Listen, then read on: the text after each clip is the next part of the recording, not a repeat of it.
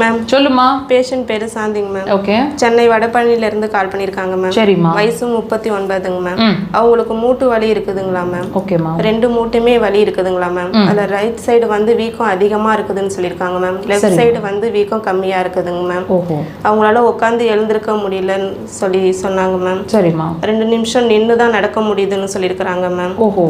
Medicines நிறைய சாப்பிட்டாலும் அதில் வலி அவங்களுக்கு ஜாஸ்தியாக தான் இருக்குதுன்னு சொல்லியிருக்காங்க மேம். ஓகே. அதில் அக்குபஞ்சரில் ட்ரீட்மெண்ட் இருக்கான்னு கேட்டு கால் பண்ணியிருக்காங்க மேம். கண்டிப்பாக சொல்லலாமா. சாந்தி அம்மா, இந்த பதிவு உங்களுக்கானது தான். இந்த மாதிரி நிறைய பேர் வந்து நிறைய பெண்கள் வந்து இந்த மூட்டு வலினால் அவஸ்தைப்பட்டுட்டு இருக்கீங்க.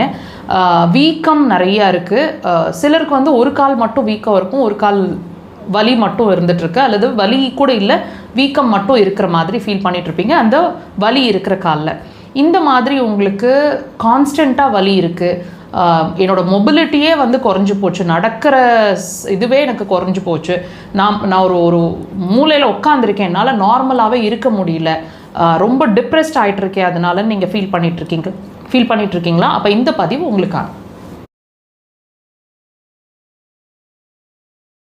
இந்த நீ ஜாயின்ஸ் பெயின், எலும்பு தேய்மானம் அப்படிங்கிற ஒரு விஷயம், முழங்கால் வலி, வீக்கம், இந்த சிரமத்தில் நீங்கள் உள்ளாயிட்ருக்கீங்க இல்லையா?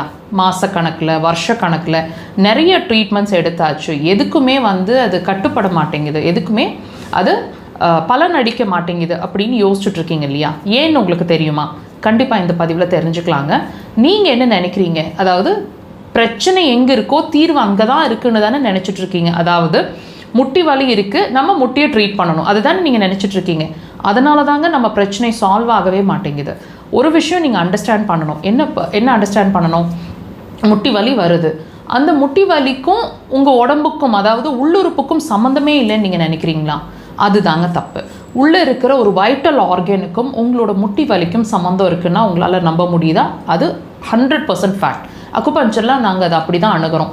நீங்கள் நல்லா கவனித்து பாருங்கள், உங்களோட மேல் முட்டியை சுற்றி வலியும் வீக்கமும் இருக்குது அப்படின்னா, அதிகமாக இருக்குது அப்படின்னா, நீங்கள் கண்டிப்பாக டிப்ரெஷனில் இருப்பீங்க.